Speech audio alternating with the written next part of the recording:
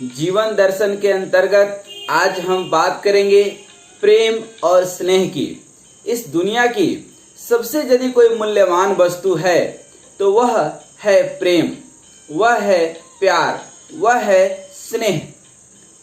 हम आज प्रेम की बात कर रहे हैं, वासना की बात नहीं कर रहे हैं, क्योंकि आज की युवा पीढ़ी ज़्यादातर जगहों पर प्रेम के जगह पर वासना को ही प्रेम समझ बैठते हैं। नहीं, वासना आपको नीचे की ओर गिराती है और प्रेम आपको हमेशा ऊपर की ओर उठाती है। कहते हैं खाली हाथ आए हैं खाली हाथ जाएंगे, राजा रंक फकीर। फिर लोग आपको याद कैसे रखेंगे और आप क्या लेकर के आए हैं जो इस दुनिया को दे सकते हैं। तो जो इस दुनिया को दे सकते हैं वह प्रकृति प्रदत्त उपहार जो है वह है प्रेम। प्रेम जीवन के सुख का आधार है और हर व्यक्ति जीवन में सुखी रहना चाहता है। अब सभी के सुखी रहने का जो पैरामीटर है वो सबका अलग अलग है। प्रेम हमें पूर्णता का बोध देता है कि हम सचमुच एक इंसान हैं, सचमुच परमपिता परमात्मा के संतान हैं। प्रेम अपनापन का एहसास कराता है, प्रेम में रस है, आनंद है, जीवन की सुख और शांति है। संसार में सब लोग, बल्कि कहें तो सभी जीव, सभी प्राणी प्रेम का भूखा है। एक जानवर को भी आप प्रेम से, आखिर आप देखते हैं कि सर्कस में हाथी को, शेर को एक इंसान नचाता है, आखिर उसके पीछे क्या जो है, कोई टेक्नोलॉजी है क्या? नहीं, वह प्रेम है। वह उससे प्रेम करना सीख गया है।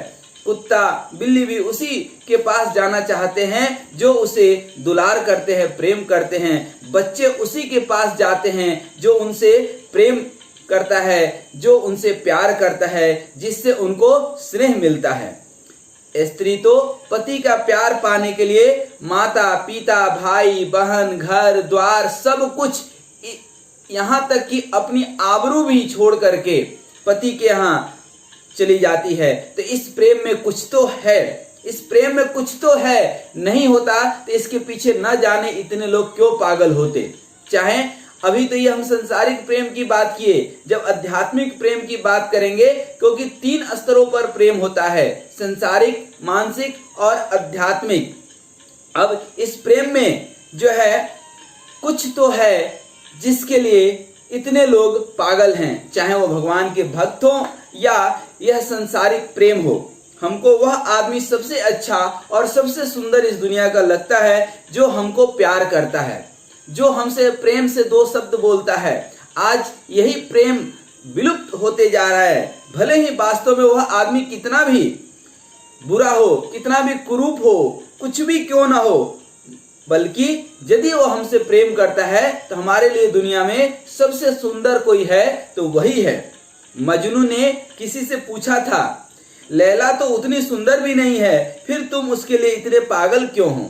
तो मजनू ने कहा था, कोई मेरे आंखों से तो देखे सही, कोई मेरे आंखों से तो देखे तो पता चलेगा कि दुनिया में मजनू से सुंदर तो कोई है ही नहीं। इसलिए जो है लैला और मजनू का प्यार अमर है। लैला उसे सुंदर इसलिए लगती थी क्योंकि वह पागलपन की हद तक मजनू से प्यार करती थी। प्रेम 3 तरह के होते हैं। जिस प्रेम में कुछ पाने का स्वार्थ होता है, कुछ पाने की इच्छा होती है, जैसे नौकर का मालिक के पति प्रति जो है प्रेम होता है, स्त्री पुरुष का सिर्फ वासना पूर्ति के लिए प्रेम, मनोकामना पूर्ति के लिए लोग देवताओं की पूजा पाठ करते हैं, यह 3य श्रेणी का निम्न स्तर का प्रेम है। यह प्रेम तभी तक रहता है जब तक आपका स्वार्थ पूरा होते रहता है। जब स्वार्थ पूरा होना बंद होता है तो वह प्रेम समाप्त हो जाता है। आप कहीं नौकरी चाकरी करते हैं, आपके अधीनस्थ अधिकारी या कर्मचारी आपसे प्रेम करते हैं, आपकी प्रशंसा करते हैं सिर्फ इसलिए कि आपके अंदर वो काम कर रहे हैं। जिस दिन आप सत्ता से हट जाएंगे, जिस दिन आपके हाथ से पावर चले जाएगा, जिस दिन आप बॉस नहीं रहेंगे, उस दिन उनका वह प्रेम खत्म हो जाएगा। तो ये निम्न स्तर का, 3य स्तर का प्रेम है। दूसरा प्रेम होता है जो प्रेम सिर्फ देने के लिए होता है, अर्थात स्वार्थ उसमें कुछ नहीं छिपा होता है, लेकिन सीमित हो। जैसे कि माँ का जो है प्रेम पुत्र के प्रति, बहन का प्रेम भाई के लिए, या भाई का प्रेम बहन के लिए, या भाई के लिए पिता का पुत्र के लिए, गुरु का शिष्य के लिए, इत्यादि इत्यादि जो प्रेम हम देखते हैं, यह निश्चल प्रेम है, सिर्फ देने की इच्छा है। बेटा नालायक हो तो भी माँ उसके प्रति निष्ठुर नहीं हो सकती है। पति पीटता है कई बार पत्नी को। गांव देहात में आज भी जो है देखने मिलता है कि पति पत्नी के साथ जो है दुराचार करता है, व्यभिचार करता है, फिर भी वह पत्नी रात में उसके पांव दबाती है। भाई बहन कितना भी लड़ झगड़ ले, लेकिन राखी के दिन बहन को जो है भाई की बहुत याद आती है। शिष्य अपने गुरु को हमेशा याद रखता है, भले ही शिष्य उनकी बातें न मानता हो। यह प्रेम यद्यपि निश्चल है लेकिन सीमित होता है, असीमित नहीं है, सीमित है, एक दायरा है। जैसे माँ का अपने बेटे के लिए जो प्रेम होता है वह देवरानी या जेठानी के बच्चों के लिए प्रेम नहीं होता है। जितना प्रेम अपने बच्चे से करती है उतने पड़ोसी के बच्चे से कभी नहीं करती है। यह प्रेम अपनों तक एक कहीं ना कहीं जो है अनदेखा जो है स्वार्थ इसमें छिपा रहता है। यह द्वितीय श्रेणी का प्रेम है। यह निम्न श्रेणी से थोड़ा सा ऊपर, जिसको मिडिल बोल सकते हैं, मिडिल क्लास बोल सकते हैं। अब तीसरा प्रेम जो सबसे उत्तम प्रेम है, वह प्रेम जिसके बदले कुछ पाने की इच्छा नहीं है। संपूर्ण निस्वार्थ भाव से हम जो है कुछ देना चाहते हैं। जो प्रेम असीम हो, सबके लिए हो, उसमें कोई छोटा बड़ा जाति वर्ण धर्म कहीं कुछ नहीं है, क्षेत्र व्यवहार कुछ नहीं, सिर्फ हम निस्वार्थ भाव से प्रेम करते हैं, अर्थात जो है देते हैं। जैसे कोई वरदान पाने की इच्छा नहीं हो, हम सिर्फ भगवान की भक्ति करते हैं। हम भगवान की भक्ति करते हैं, भगवान के मंदिर में जाते हैं, पूजा पाठ करते हैं, सब कुछ करते हैं, लेकिन भगवान से कुछ मांगते नहीं है। और मांगना भी हो तो भगवान की भक्ति ही मांगते हैं, भक्ति के अलावा कुछ नहीं मांगते हैं। तो वह है निस्वार्थ प्रेम। देश प्रेम भी बहुत लोग करते हैं। मालूम है हमें कि संवैधानिक रूप से, असंवैधानिक रूप से व्यक्ति कई समस्याओं से घिरा हुआ है, फिर भी वह अपने राष्ट्र से प्रेम करता है। देश के अंदर अनेकों अनेक समस्याएं हैं, लेकिन देश पर जब कोई बात आती है तो व्यक्ति सब समस्याओं को एक तरफ करके देश के लिए जो है, राष्ट्र के लिए खड़ा हो जाता है। वसुधैव कुटुंबकम, कुछ लोग गरीबों की सेवा करते हैं, दुखियों गरीबों आदि से प्रेम करते हैं, निस्वार्थ भाव से सेवा करते हैं। कुछ लोग जानवरों की सेवा करते हैं, आखिर उन जानवरों से क्या मिलने वाला है उनको, कुछ नहीं, लेकिन वही प्रेम निस्वार्थ है। यह प्रेम असीम है, इसमें पाने के लिए कुछ नहीं होता है, सिर्फ देने के लिए होता है। सब को हम अपना ही मानते हैं इस प्रेम में। वही सिद्ध संत होते हैं जो प्रेम रस से सराबोर हो। एक बार की कहानी है कि कोई संत नदी में नहा रहे थे। उसी वक्त उनको दिखा कि एक बिच्छू पानी में डूब रहा है। उन्होंने उस बिच्छू को अपने हथेली पे उठा लिया। बिच्छू ने उनके हथेली पे डंक मारना शुरू किया, लेकिन फिर भी वो रुके नहीं। उस दर्द को, उस दुख को, उस डंक के दुख को बर्दाश्त करते हुए वो नदी से बाहर निकले और उसको बाहर की ओर ले जाकर के छोड़ दिए। किसी ने कहा कि आप कैसे व्यक्ति हैं, यह बिच्छू डंक मार रहा है, फिर भी आप जो है नहीं जो है इसको छोड़ रहे हैं, आप इसको उठा करके ला रहे हैं। तो साधु महाराज बोले कि साधु का स्वभाव है दया धर्मस्य मूलम, दया करना, दूसरे का हित करना। मैं अपनी साधुता नहीं छोड़ूंगा। यदि यह बिच्छू का स्वभाव है डंक मारना, तो वह डंक तो मारेगा, लेकिन मेरा भी तो अपना स्वभाव है। यदि यह अपना स्वभाव छोड़ने के लिए तैयार नहीं है तो मैं अपना स्वभाव क्यों छोड़ूंगा। तो साधु महाराज का सिख यह कहता है कि दुष्ट व्यक्ति आपके प्रति दुष्टता करता है तो करने दीजिए, आप अपना परिचय, यदि आप सज्जन हैं तो सज्जनता का परिचय दीजिए।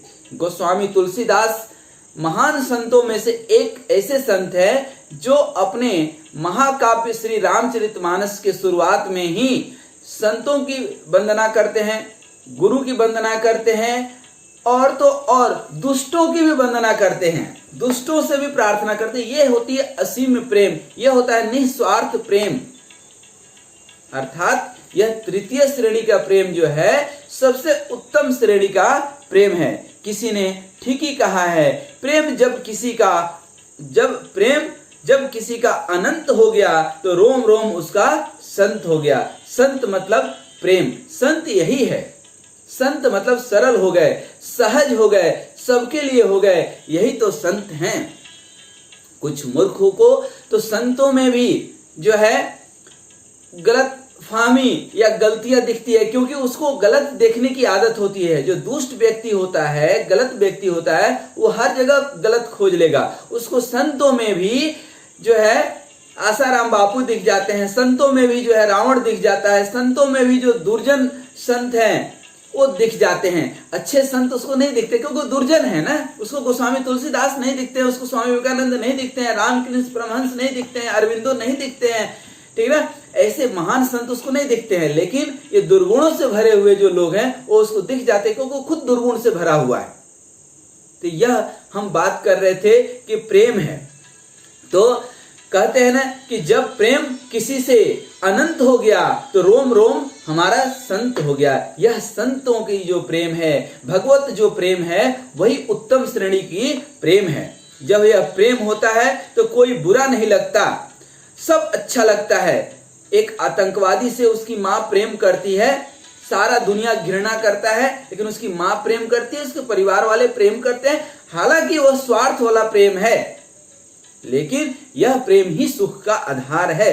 तो उस प्रेम में जो है जिससे जिसको प्रेम हो गया है उसको वह अच्छा लगता है।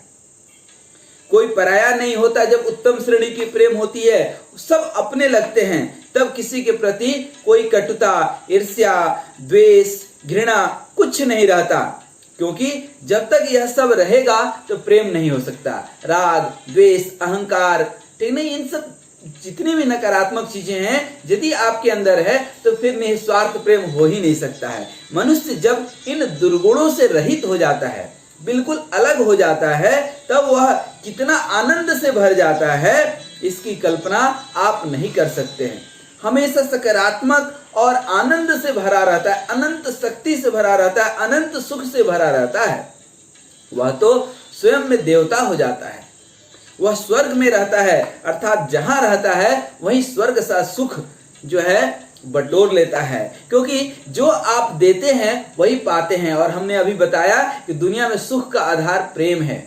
दुनिया में आप उसी व्यक्ति को प्रेम करते हैं, आप उसी व्यक्ति को ज्यादा नजदीक देखना चाहते हैं जो आपसे प्रेम करता है। और यदि आप सबसे प्रेम करते हैं तो सब आपसे प्रेम करें, दुनिया का यही नियम है। अतः बुरे से बुरे व्यक्ति को भी, अपने बैरी को भी, अपने दुश्मन को भी, दुष्ट को भी, जो भी आपकी नजर में जैसा भी है, सभी से प्रेम कीजिए। आपका काम है अपनी सज्जनता का परिचय देना। प्रेम कीजिए, प्रेम ही इस संसार का सार है। यदि प्रेम नहीं समझ पाए तो ये संसार का सार आप नहीं समझ पाएंगे।